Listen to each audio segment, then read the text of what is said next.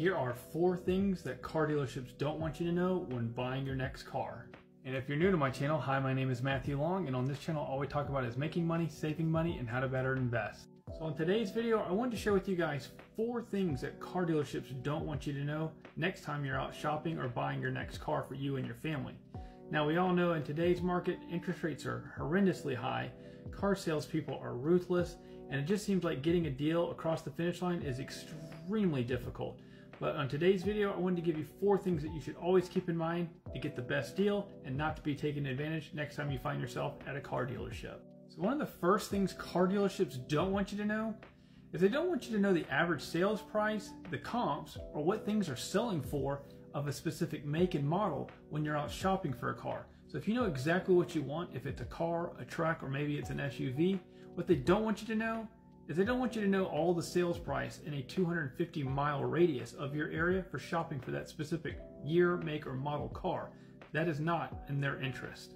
Because just taking a little bit of time out of your day to actually put in a search for the specific car, make, model, and year of what you're looking for, you'll actually know what the average sales price of that vehicle is going for, so you're not just walking in blindly and paying whatever price you think is a good price or what the dealer tells you for that car. Number 2, what car dealerships don't want you to know is they always want you to come to the dealership, to come inside to do some paperwork and see if we can get you the best deal possible. What they don't know, what you now know, is actually calling around to the internet sales managers, the fleet managers, and actually getting the best price. After conducting your diligence, you can then get a true idea of what the price of those cars are selling for all in those lots without having to deal with wasting your time and going to those dealership lots and playing their games. And the third thing that car dealerships don't want you to know is they don't want you to know that you can actually compartmentalize your sales agreement. Meaning, I'm not going to sit here and blend the payment in. What is my best payment for me? I want to focus on what the price of the car is solely, and only what the car is the best price the dealership will give me. Then I want to know what is the absolute best price I can trade this vehicle in that I want to trade in for this vehicle.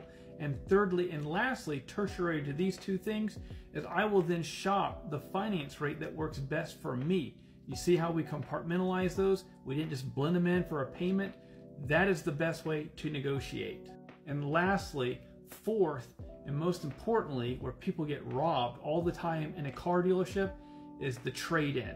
When you are trading in your car, what the car dealerships don't want you to know is when you conduct your diligence, do the same for not only looking for the car you want to buy, but what you want to get out of the car you are trying to sell. So what that means is when you're doing your online search on your car, put in the miles, the year, the make, and the model, put it into these searches like, for example, Edmunds.